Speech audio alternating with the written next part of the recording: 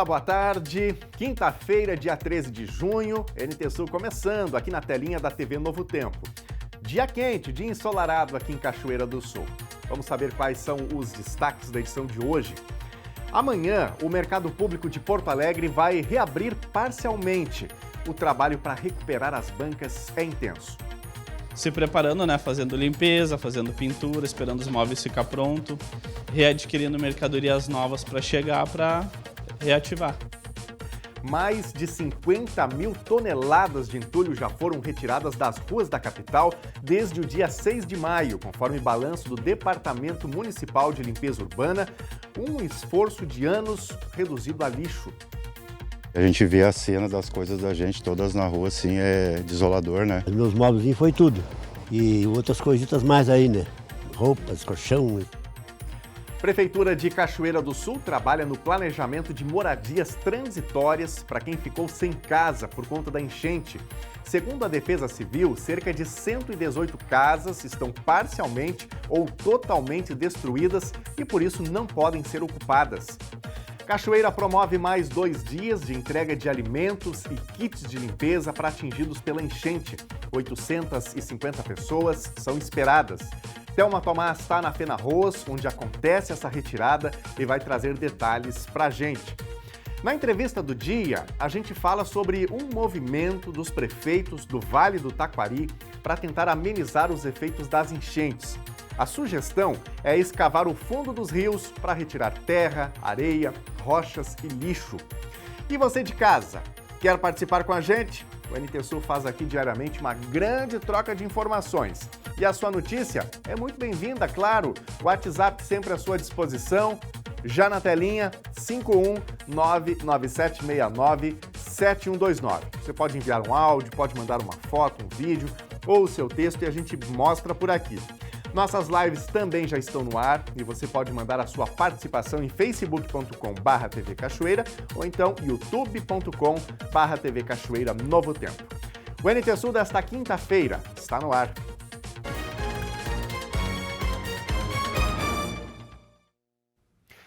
O Mercado Público de Porto Alegre vai reabrir amanhã. O complexo volta a funcionar parcialmente das 8 horas da manhã até às 7 horas da noite. As feridas da enchente histórica de maio ainda estão abertas no Mercado Público de Porto Alegre. Mas é tempo de recomeço. A limpeza mais pesada foi concluída e a energia elétrica religada. A área interna passou por dedetização e desratização. E amanhã a Vigilância Sanitária vai fazer uma vistoria para orientar os comerciantes. A gente viu praticamente tudo indo abaixo. E agora a gente vê todo mundo reformando, pintando, mandando fazer móveis novos, então a gente se sente assim mais animados. Esta semana marca a retomada das atividades. Os restaurantes do segundo piso e as lojas com acesso direto para a rua estão autorizadas a reabrir a partir desta sexta-feira com entrada pela Avenida Borges de Medeiros. Já para os permissionários do térreo, o caminho vai ser mais longo. O odor de água suja deu lugar ao cheiro das tintas e todas as bancas podem reabrir na próxima terça-feira, mas algumas delas não vão ter condições. A minoria vai conseguir abrir dia 18, Algumas lojas conseguirão, as outras continuarão fazendo seu trabalho interno de montagem, de espera de imóveis, Porque tem muitas lojas, a maioria delas são projetos novos, mas eu acredito que até julho todas devem ter concluído esse trabalho e aí a previsão é que em julho o mercado esteja 100% entregue à população. Esta banca de embalagens em frente à Praça Parobé poderia reabrir nesta sexta, mas só deve conseguir reiniciar as atividades na semana que vem. Perdemos aí 80% da mercadoria, perdemos os móveis que é todo de madeira, computadora, mobília, freezer, Estamos tentando recuperar e agora é se preparando, fazendo limpeza, fazendo pintura, esperando os móveis ficar pronto, readquirindo mercadorias novas para chegar, para reativar. Trabalho intenso também na banca de frutas, verduras e legumes do seu Juca, que planeja reabrir na terça. O filho Felipe ainda se emociona ao lembrar das perdas. O pai conta que pensou em desistir, mas o negócio é tradição de família. E com o time unido, eles se esforçam para escrever um novo capítulo dessa história. Para nós retomar mesmo, primeiro tristeza, agora trabalho.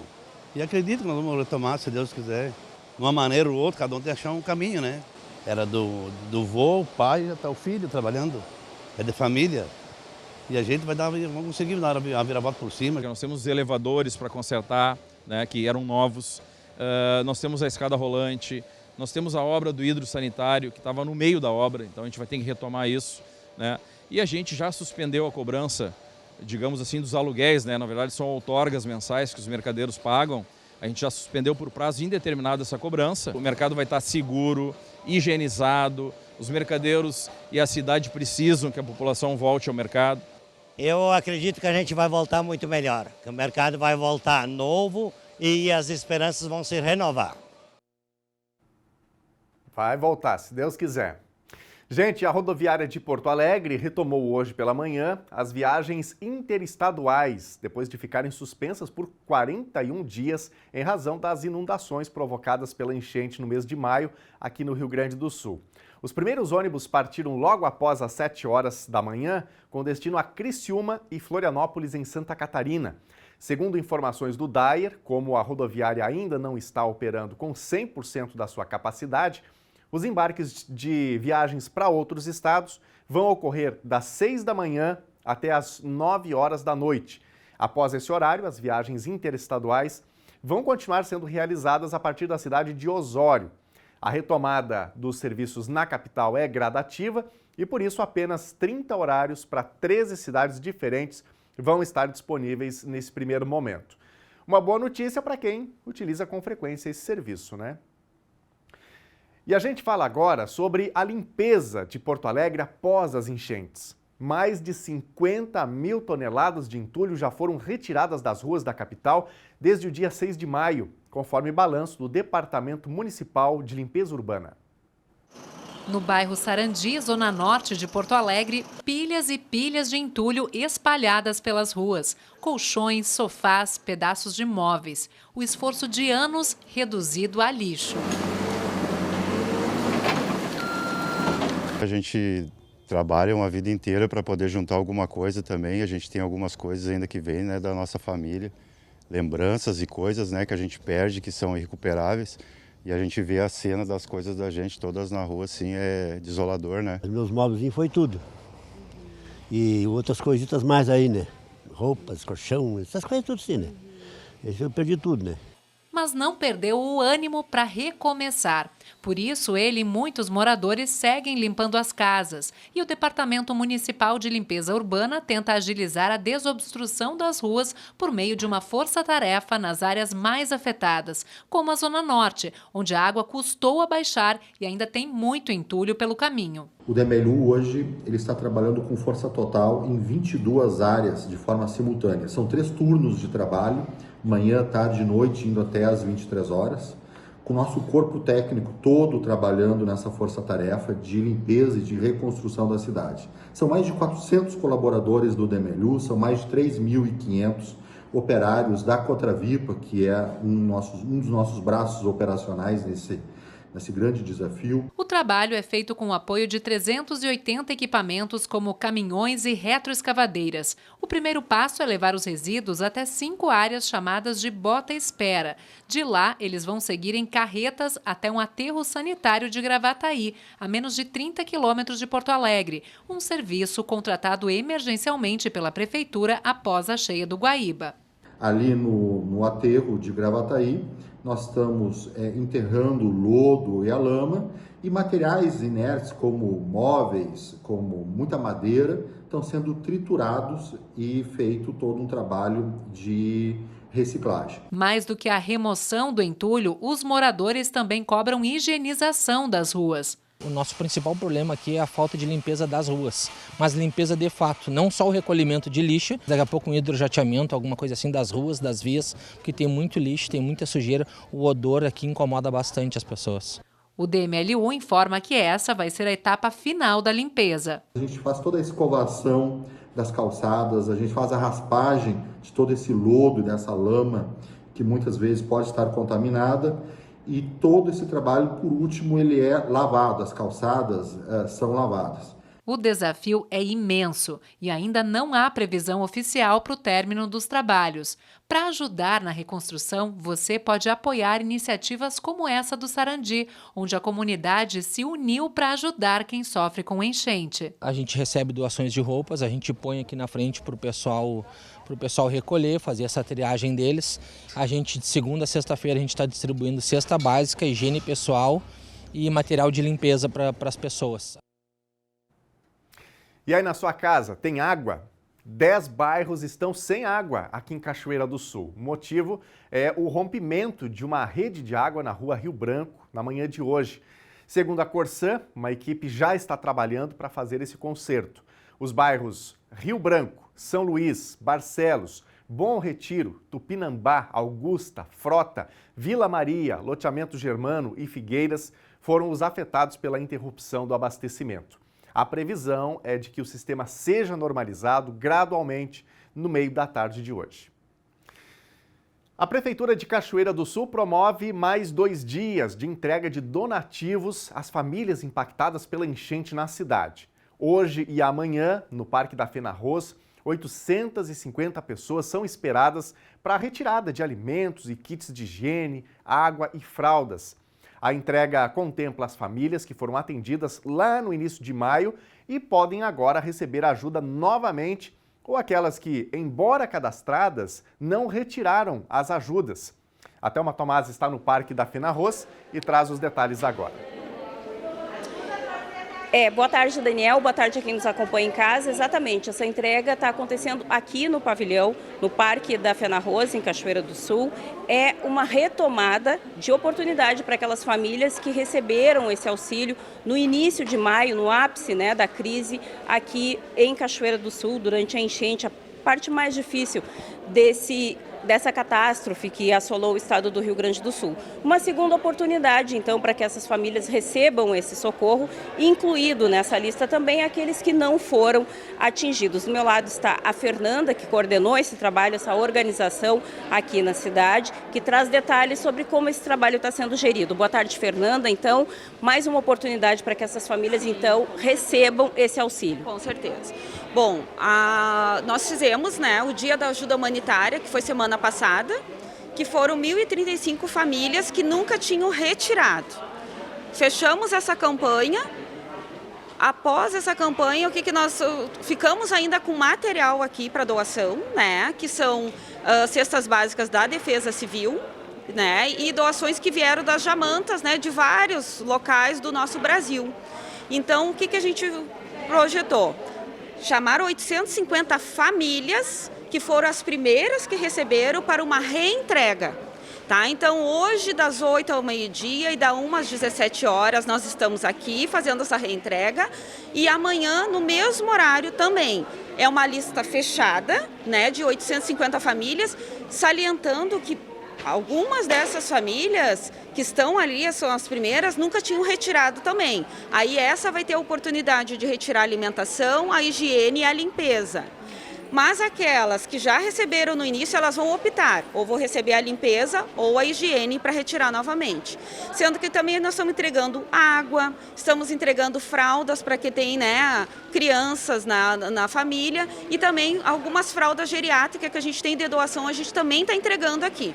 Então, assim, é uma oportunidade, né, para finalizar esse primeiro momento e a gente fazer um balanço, né, de toda, né, nós temos que...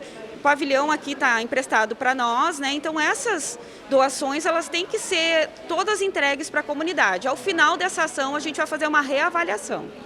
É importante destacar, né, Fernanda, que todas essas informações estão sendo conferidas mediante os cadastros que foram feitos. Inclusive, a gente tem condições de mostrar aí as imagens nesse momento de uma equipe que está fazendo a conferência dos dados. As pessoas beneficiadas precisam trazer um documento para confirmar isso. Esses cadastros foram feitos mediante quais os dados para fazer esse cruzamento? Bom, assim, este cadastro foi feito às fichas da Defesa Civil. Né? Essas fichas que foram feitas, pessoas que foram afetadas, desabrigadas, desalojadas, ou os afetados simples, elas fizeram uma ficha da Defesa Civil. Isso gerou para cada uma um número, né? Gerou um cadastro, e nós temos aqui o apoio da CST, né? Que instalou a internet para nós. Estamos com as planilhas abertas, então saiu essa lista, as colegas estão ali conferindo agora, né? O que retirou, o que não retirou, para ver o que a pessoa tem direito no momento, e aí elas fazem todo esse processo aqui, né? Vão passando, né, em cada ponto para retirando aquilo que ela tem direito, então, tá? Para fazer esse cruzamento, saber se retirou na primeira leva alimentos ou material de higiene, e a pessoa faz a escolha daquilo que é mais necessário no momento. Isso está tudo ali no sistema. É importante também lembrar que se a pessoa já fez essa retirada nessa versão mais recente da ajuda humanitária, não tem direito à retirada nova. Não, elas não estão entre esses 850 primeiros, né? Fernanda, essa ajuda humanitária ela está destinada, nesse primeiro momento, aos desalojados e desabrigados. As outras pessoas que foram acolhidas nos abrigos, e que retornaram para suas casas, elas não estão inseridas nessa ajuda. De acordo com a inscrição que foi feita a chamada. Então, é todo o público do 1 ao 850 que a gente chamou, tá? Para fazer uma reentrega, é desta forma. Né? As cestas básicas que nós estamos entregando, como eu disse, é da Defesa Civil, né? Do Estado que mandou para nós, né? E a gente está entregando essas, e todo o material aqui que também veio algum material do Estado, mas também são as doações, como eu coloquei, as doações da comunidade, as doações das jamantas, que a gente está fazendo a entrega aqui, então. Cachoeira ainda está recebendo ajuda de outros municípios ou até da própria comunidade? Vocês estão recebendo doações ainda? Agora, neste momento, a gente está projetando assim, aquilo que é oficial, tá? De acordo com a demanda, a gente solicita ao Estado. Nós estamos em contato direto com a Defesa Civil do Estado, né? Eles estão solicitando para nós o que a gente necessita. Por quê? Porque nós temos que ter um cuidado muito importante, que é não estragar alimentos, né? Então, assim, nós temos que cuidar, assim, o volume também foi muito grande de roupas, né? E as roupas também elas têm que ser destinadas, então essas roupas estão sendo encaminhadas para associações de bairro. O CAB está fazendo agora essa segunda entrega, por isso que a gente não recebeu mais jamantas com roupas, para não correr o risco também de ficar com volume muito grande aqui e não conseguir destinar. Em que etapa a Cachoeira está agora de auxílio às famílias? Como que a gente consegue trazer um raio-x de atendimento a quem precisa? Bom, nós somos uma etapa agora que é a nossa equipe de cadastro único, né, em conjunto ali, né, com a Defesa Civil, colocando no sistema todas aquelas pessoas que têm direito aos benefícios do governo federal e estadual, né? E isso está ocorrendo, os colegas estão trabalhando de domingo a domingo, colocando no sistema essas famílias que têm direito, que são todos esses programas, deixo claro, desalojados e desabrigados, né, que fizeram a sua ficha na Defesa Civil. E estamos nessa etapa de famílias retornando para casa, mas ainda temos famílias que não têm a possibilidade de retornar para casa, que estão no nosso abrigo, ali na Santo Antônio, porque não tem mais casa. Então, a gente é uma situação muito diferente das outras enchentes, né, que as pessoas, ao finalizar, ao baixar o rio, as pessoas voltavam para sua residência. Desta vez, não. Muitas situações, então, isso também está sendo feito, todo um planejamento com a Secretaria do Planejamento, com a habitação, né, é um trabalho com a Defesa Civil, um trabalho bem amplo, tá, que está ocorrendo, então.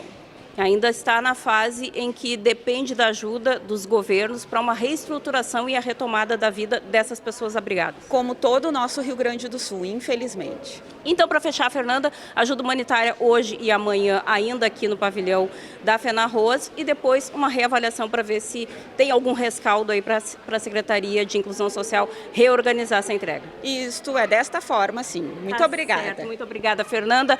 Nunes, então, o serviço dado, as pessoas que constam desse cadastro aí com 850 nomes que está disponível para conferência no site da Prefeitura de Cachoeira do Sul, no endereço que a gente vai colocar aí na tela. Pode conferir, se o seu nome estiver lá, venha até então ao Parque da FENARROZ nos horários que são das 8 ao meio-dia e da 1 até às 17 horas, né, às 5 da tarde, para fazer a retirada desses kits de alimentação, higiene, água, fraldas, então, de acordo com as doações que foram destinadas aqui para Cachoeira do Sul pelas entidades de todo o país e até por famílias e até pessoas aqui da sociedade civil da própria cidade, então, conforme informou aqui a funcionária da Secretaria da Inclusão Social de Cachoeira do Sul. Muito obrigado, Thelma, pelas informações. Thelma trazendo informações diretamente da FENARROZ, né, onde essa entrega está sendo providenciada para quem mais precisa, para quem foi mais afetado aqui no Rio Grande do Sul. Vamos falar agora um pouquinho sobre o nosso dinheirinho? Pois é, você que é trabalhador, né? Mensalmente a sua empresa deposita um valor referente ao FGTS. E essa correção normalmente ficava abaixo da inflação, né? Pois bem, o Supremo Tribunal Federal decidiu ontem que as contas do Fundo de Garantia do Tempo de Serviço, o FGTS, não podem mais ser corrigidas somente pela taxa referencial, que tem o valor próximo de zero. Com essa decisão, as contas deverão garantir uma correção real conforme o Índice Nacional de Preços ao Consumidor Amplo, o IPCA, que é o principal indicador da inflação no país. Esse caso começou a ser julgado pelo STF a partir de uma ação protocolada em 2014 pelo Partido Solidariedade, que alegou que a correção atual não remunera adequadamente os correntistas. Segundo a assessoria de imprensa do STF, a nova correção deve ser aplicada ao saldo atual das contas a partir da publicação da ata de julgamento, que deve ocorrer nos próximos dias. A Prefeitura de Cachoeira do Sul trabalha no planejamento de moradias transitórias para os mais atingidos pela enchente. Segundo a Defesa Civil, cerca de 118 casas estão parcialmente ou totalmente destruídas e, por isso, não podem ser ocupadas. Essas pessoas estão em abrigos, casa de parentes ou então casas de amigos e alguns já procuram locação de imóveis. Todo esse processo está sendo feito pela Defesa Civil, que pretende não alterar a rotina dessas pessoas com as novas medidas habitacionais. A enchente histórica em Cachoeira do Sul prejudicou estruturalmente 118 moradias. Esse dado é o mais recente contabilizado pela Defesa Civil. As casas são na zona urbana e zona rural.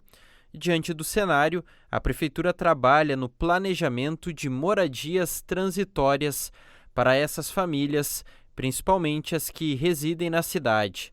Nesse primeiro momento, essa é a saída encontrada para trazer dignidade a quem está há semanas nos abrigos ou morando de favor na casa de alguém. O local não está definido.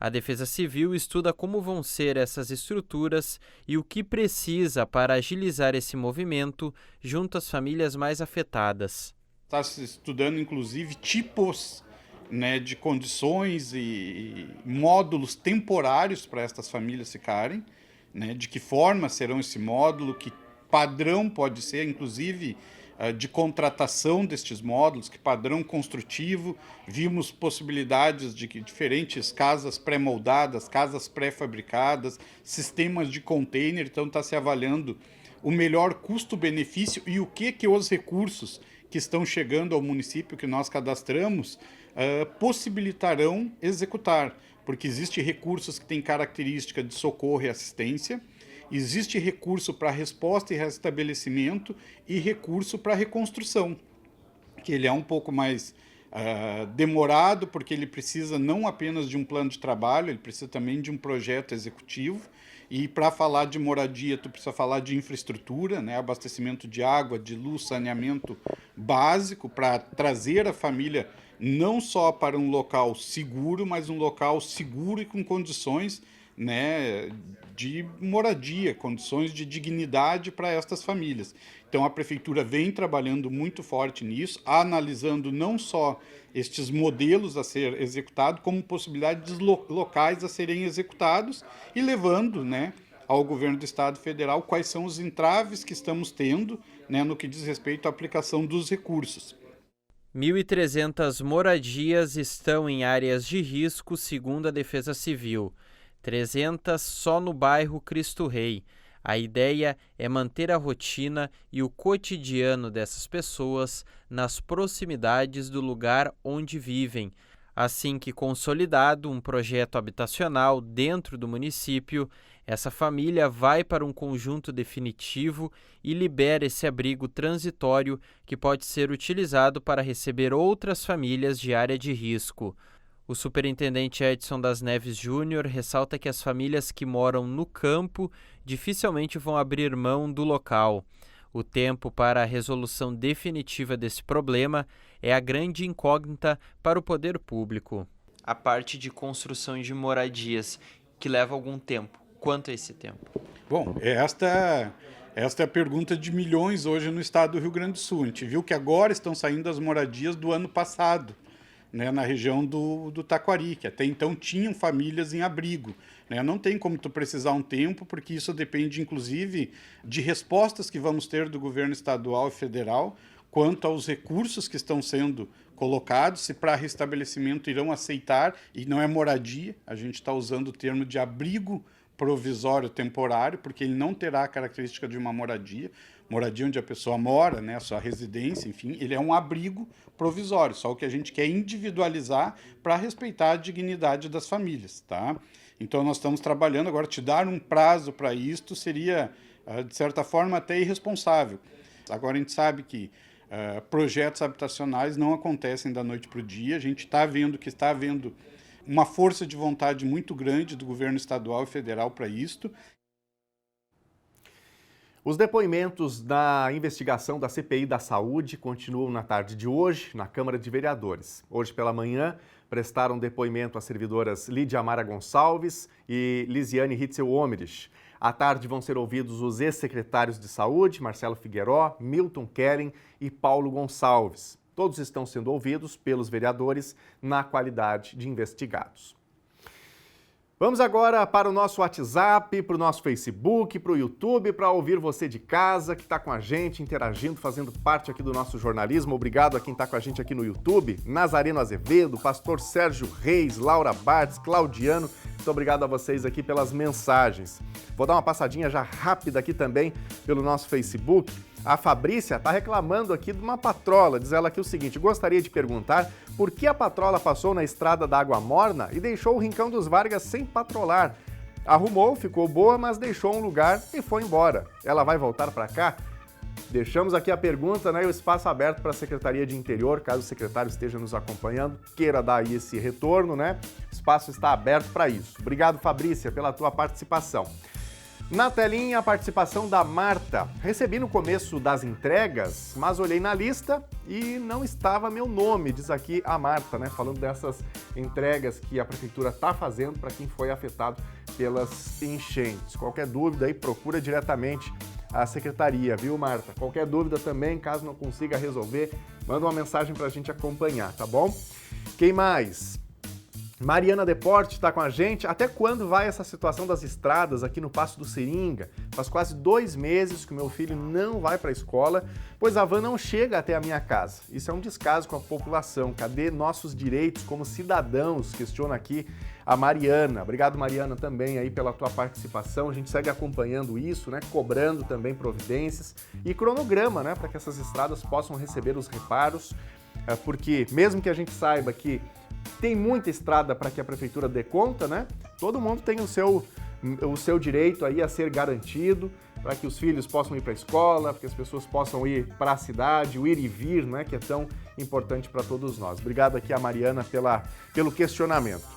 Quem mais? O recadinho aqui do Márcio França. Aqui na barragem do Capané é esse perigo. Os alunos e o motorista se arriscam na estrada em péssimas condições para fazer o trajeto até a escola, né? Ainda com muito barro, ondulações, a gente vê aí o acostamento. O acostamento praticamente não tem, né? É impensável andar pelo acostamento. Então, se um carro precisa passar pelo outro, aí um no sentido, outro em outro, no outro sentido, já complica a vida, realmente a situação bem complicada aí na barragem do Capané. Obrigado, Márcio, pela tua participação. Daqui a pouquinho tem mais, você de casa pode seguir comentando as reportagens, pode também seguir contando o que acontece onde você está e a gente traz tudo isso, a sua participação já em mais um bloco de interatividade.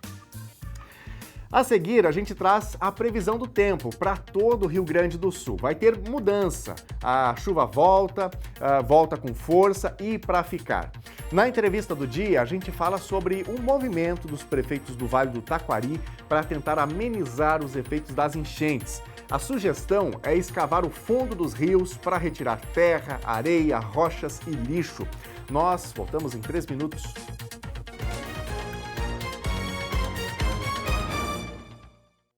Meio-dia e 35, o NT Sul já está de volta ao vivo aqui na telinha da TV Novo Tempo. Vamos ver como está o tempo nesse momento, aqui na região central do Rio Grande do Sul, centro de Cachoeira.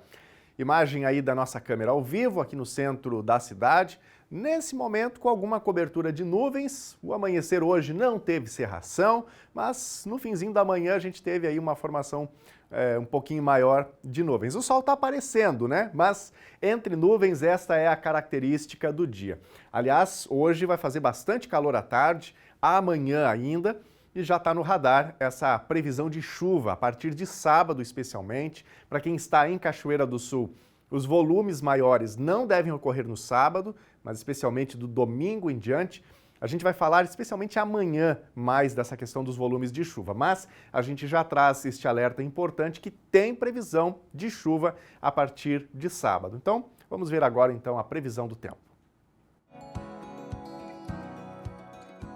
Quinta-feira em Cachoeira do Sul, o dia amanheceu ensolarado e o sol predomina ao longo do dia com bastante calor à tarde, mínima 21 graus e máxima 30. Sexta-feira, o sol também aparece entre nuvens, não chove e o calor ainda se mantém. Temperatura mínima 22 graus e máxima 31. Sábado, o sol pode aparecer, mas a chuva volta a ocorrer em Cachoeira do Sul, abrindo uma sequência de dias chuvosos. A temperatura mínima fica em 20 graus e a máxima deve chegar aproximadamente aos 25. Veja agora a previsão do tempo para todo o Rio Grande do Sul. O estado gaúcho segue sob uma massa de ar quente nesta quinta-feira. O calor segue e as máximas serão parecidas com as registradas na quarta-feira. O sol predomina com amplos períodos de céu claro ou de poucas nuvens. Vamos ver agora as temperaturas máximas previstas para hoje. Em Porto Alegre, máxima de 29 graus. Na fronteira oeste, em Uruguaiana, 27. Na região norte, em Passo Fundo, 26 graus. Em Santa Maria, na região central, 28. Em Tramandaí e Torres, no litoral norte, 27 graus. Também 27 em Pelotas e Rio Grande, na região sul.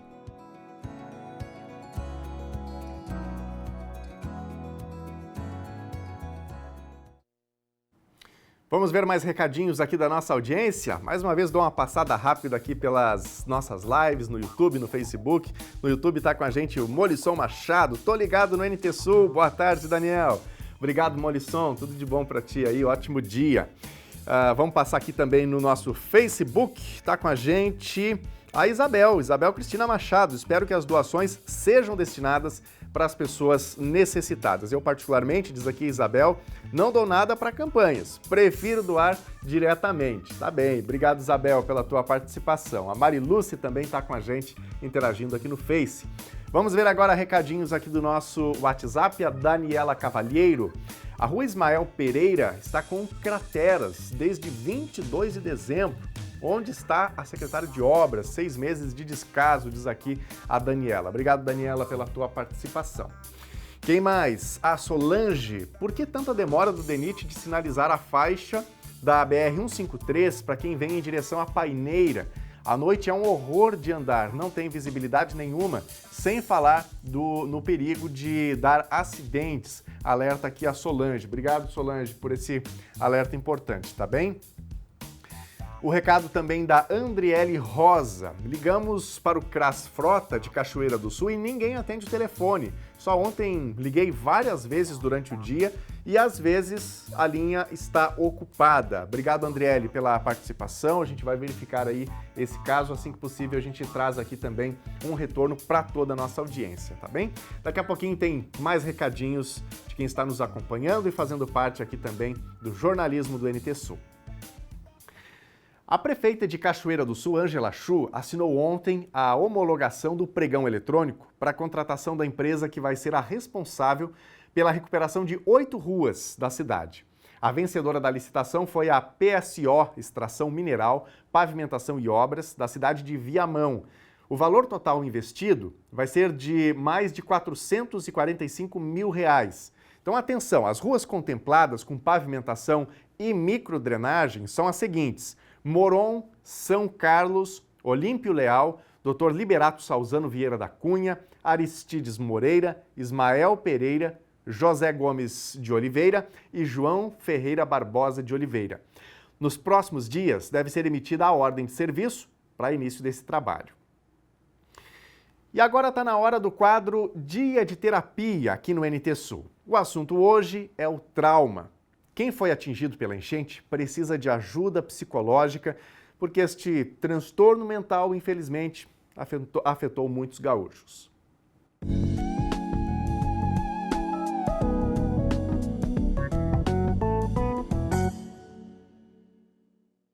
Olá pessoal, hoje aqui no Dia de Terapia, mais uma vez, a gente vai falar sobre a tragédia que acometeu o Rio Grande do Sul. Mais precisamente hoje a gente vai falar sobre traumas, né? Não tem como a gente não falar de trauma numa situação tão atípica, tão triste, tão violenta como essa que aconteceu da super enchente que deixou o Rio Grande do Sul praticamente arrasado. E por que a gente fala aqui de trauma?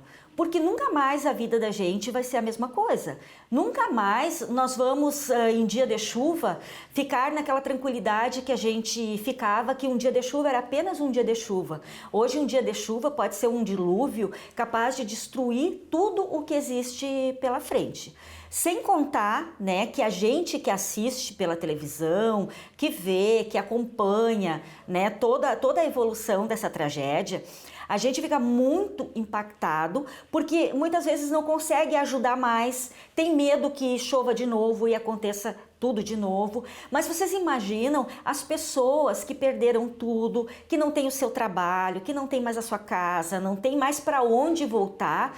Imagina o desespero, imagina o trauma, imagina a depressão, imagina o cansaço que essas pessoas sentem de ter que recomeçar. A gente tendo a casa da gente para voltar, pode acontecer qualquer coisa na rua, mas tu tem a tua casa para voltar, tu tem o teu espaço, a tua história, a tua família, né? Tu tem tudo organizadinho dentro das tuas condições. Agora, de repente, do nada, né? Do nada, tu perde tudo. E aqui não é as pessoas que moram em lugares mais carentes. A gente viu Porto Alegre, Canoas, São Leopoldo, Novo Hamburgo, que foi geral, né? Acometeu pessoas de maior poder aquisitivo, acometeu diversos tipos de bairros. Então não dá pra gente dizer que seja numa área mais carente. Emparelhou, né? Várias pessoas perderam tudo, várias pessoas foram traumatizadas por esse evento climático que a gente não tem uma resposta agora futura, né? O que vai ser do nosso planeta, do nosso clima? O que vai ser das chuvas que futuramente vão acontecer? Vai alagar tudo de novo? As pessoas vão recomeçar e vão perder tudo de novo? E sem contar no problema psicossocial que dá, né, esses eventos, porque a pessoa ela tem que viver de doação, daqui a pouco o trabalho dela que ela tinha também inundou, ela não pode voltar para o trabalho, ela não pode mais morar no lugar que ela morava, ela vai ter que construir uma casa em outro lugar, ou depender de auxílio de aluguel, ou uma casa provisória. Se as referências dela foram todas embora. Então, pessoal, assim, ó, esse evento da super enchente vai trazer muita nostalgia da vida que a pessoa tinha antes da super enchente, das coisas que ela tinha, né, das pessoas que ela tinha, porque houveram perdas de vidas também, e a gente não pode deixar de elencar isso, né? Pessoas vieram a óbito com toda essa situação.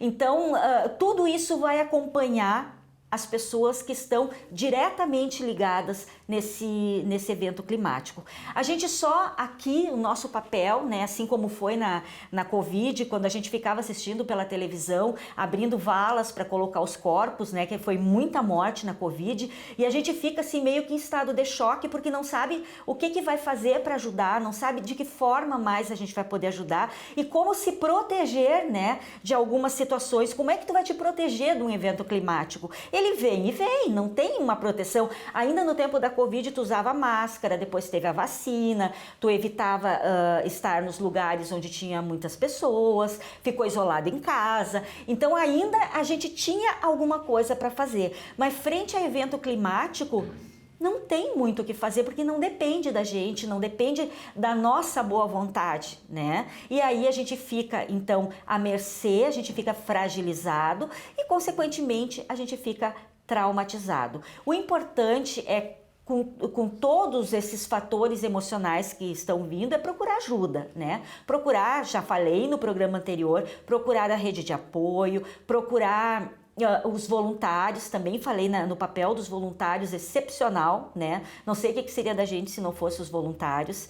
Então, assim, se cercar de pessoas que vão poder ajudar. Nessas alturas a gente precisa de ajuda. Pessoas que vão poder ajudar para recomeçar e, se porventura os transtornos mentais acometerem, né, buscar ajuda, buscar tratamento, porque já vai ser difícil o recomeço. Se tiver um recomeço com transtorno mental, então nem se fala. Certo, pessoal? Até a próxima!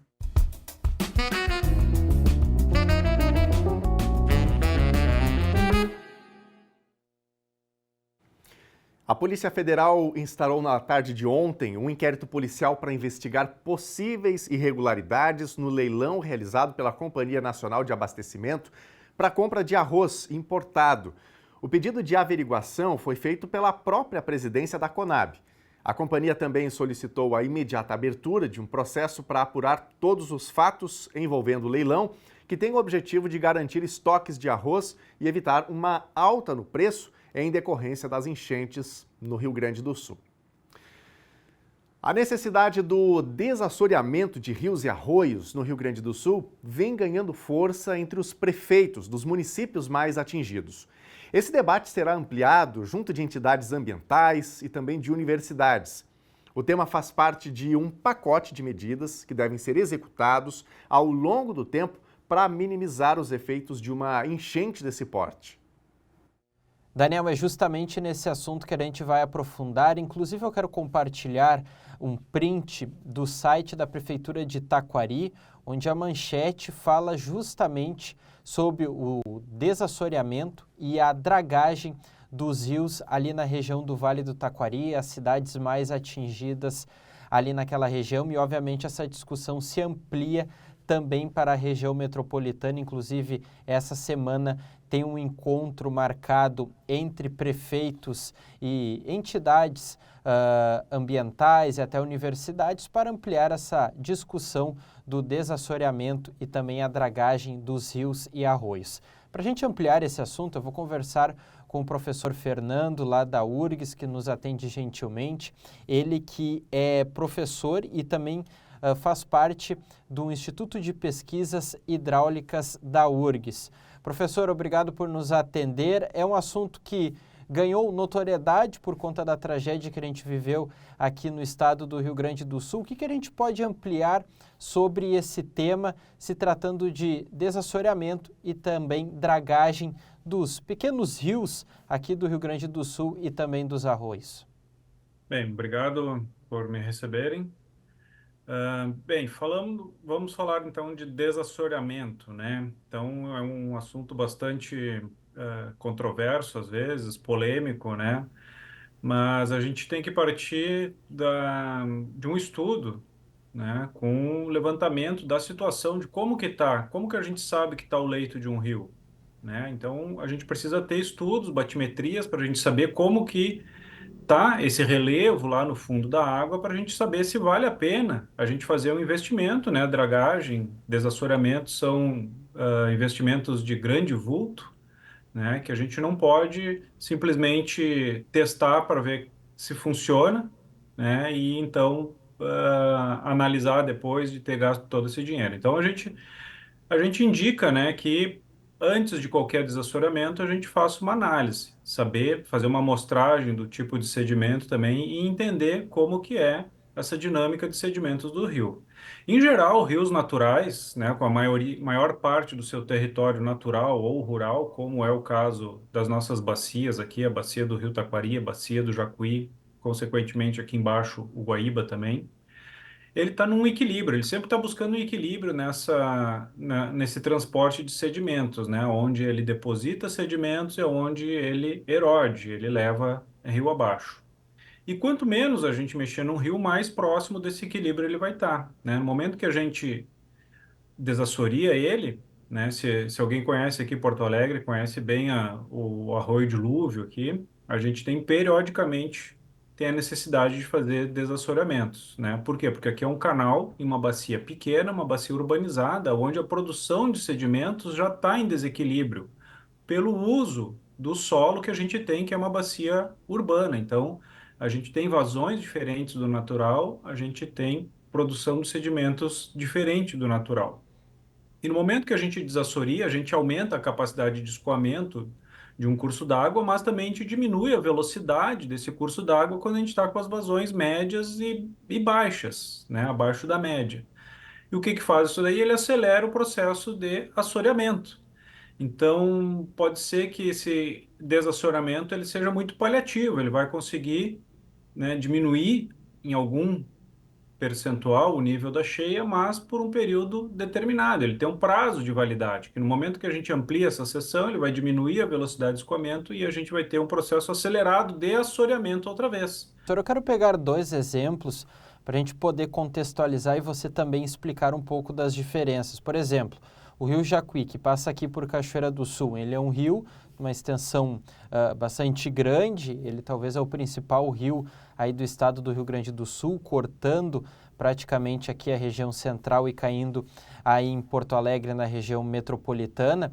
E ele é um rio, diante da enchente, ele não se mostrou de uma maneira violenta. O que eu digo violenta, ele não veio em forma de enxurrada, atingindo o entorno dele, tanto as cidades como o interior. Ele apenas, entre aspas, né, a gente acaba minimizando um pouco, mas para contextualizar, ele encheu, o nível dele subiu e atingiu as áreas do entorno. E outro exemplo é aqui no município de Candelária, próximo à Cachoeira do Sul, onde passa o Rio Pardo. Ali a fotografia após a enchente foi completamente diferente. Inclusive, no final de semana, o governador fez um vídeo liberando a ponte, o acesso, e nas imagens, um Rio Pardo já praticamente seco, bem diferente do que a gente via há 30 dias atrás, com um rio bastante cheio, levando a vegetação, casas, tudo que estava no entorno. Por que a gente encontra essa diferença nesses 2 rios, claro, considerando o tamanho deles? Sim, exato. O Rio Pardo foi onde eu dei as minhas primeiras braçadas, foi onde eu aprendi a nadar, inclusive, né?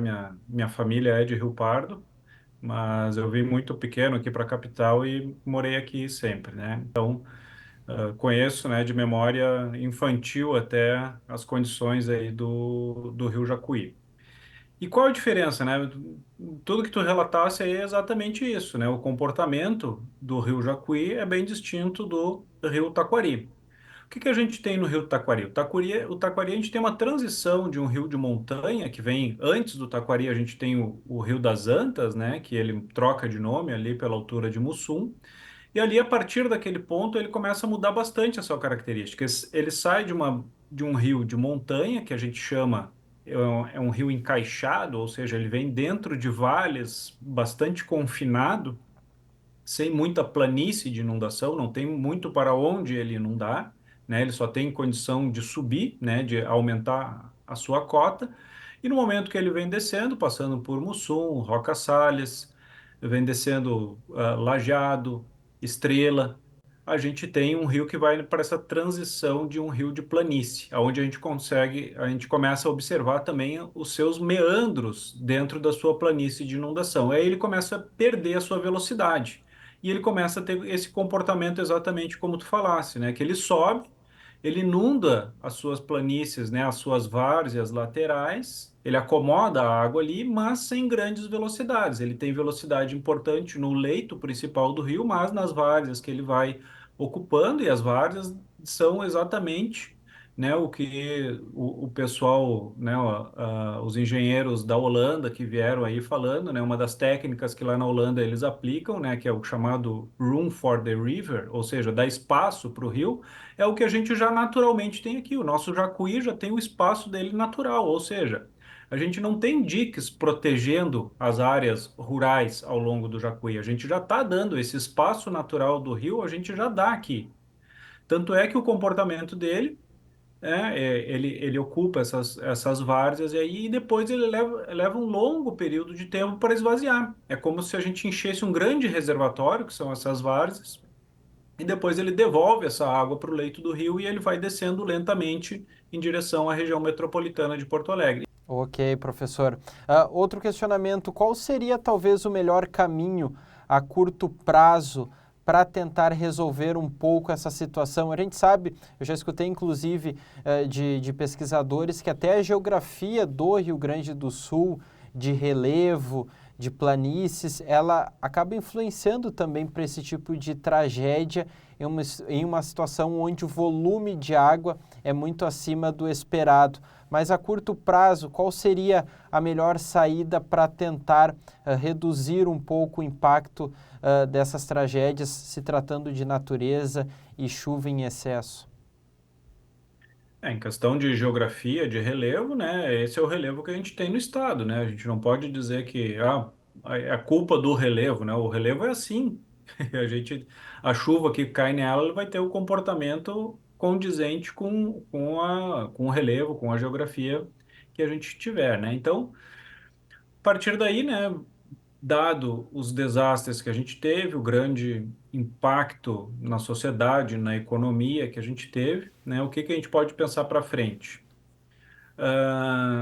Está se discutindo essa parte do desassoreamento, mas a gente tem que também pensar outras alternativas, né? E alternativas muito mais efetivas, que seria a gente respeitar a largura do rio, respeitar aonde ele ocupa essa planície inundável e a gente fazer o que a gente chama de zoneamento. A gente conhecendo esse comportamento do rio, a gente vai dizer o que a gente pode utilizar em cada parte. Saindo dessa área de grande destruição, a gente começa a ter essas áreas onde a água sobe, inunda, mas a gente não tem grandes profundidades e nem grandes velocidades. Aí a gente pode propor algum tipo de ocupação, né, adaptada, né? O que a gente chama de ocupação adaptada para conviver com as inundações? São edificações que resistam, né, a ficarem submersas, construídas com materiais facilmente laváveis, instalações elétricas blindadas, que no momento que a água baixar é um serviço apenas de limpeza desses revestimentos, tirou a sujeira de dentro de casa, a gente já pode imediatamente retornar à utilização dela, mas nessas regiões a gente não pode ter coisas como hospitais, escolas, a sede da Defesa Civil, do Corpo de Bombeiros, não pode estar nessa região, porque serão as edificações públicas justamente demandadas durante um evento de cheia. Um alerta recebido onde a pessoa fica em dúvida de que atitude ela tem que tomar já é um alerta ruim. O alerta de inundação, né, ele tem que ser assertivo, ele tem que dizer para as pessoas de determinada região quando a água vai chegar, em que nível vai chegar e o que ela tem que fazer. Esse seria um sistema de alerta qualificado que a gente chama, com informação que quem recebe essa informação consegue pesar ela e consegue tomar sua decisão mais racional. É isso, né? Vamos ver aqui mensagens da nossa audiência. Vamos de imediato para a nossa telinha, recadinhos aqui do nosso WhatsApp. A Elizabeth está dizendo aqui o seguinte: a água podre dos engenhos corre bem na frente da minha casa aqui no bairro Coab. Nossas crianças pequenas andam na rua e não dá para aguentar o cheiro, diz aqui a Elizabeth. Obrigado, Elizabeth, pela tua participação. Quem mais? Uma mensagem anônima. Vim trazer novamente a foto da cratera na rua Dionísio Marques, esquina com a Ricardo Chaurich, no bairro São José. Ela tem aproximadamente 2,5 metros de profundidade. Já vieram olhar, mas nada foi feito a não ser a sinalização. Então a gente chama a atenção aqui da audiência, né?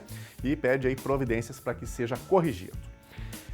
O NT Sul desta quinta vai ficando por aqui. Outras informações nas nossas redes sociais, facebook.com/TV Cachoeira, lá no nosso canal do YouTube e no Instagram. E a gente volta a se encontrar novamente amanhã, a partir do meio-dia. Fique com a Novo Tempo e até amanhã.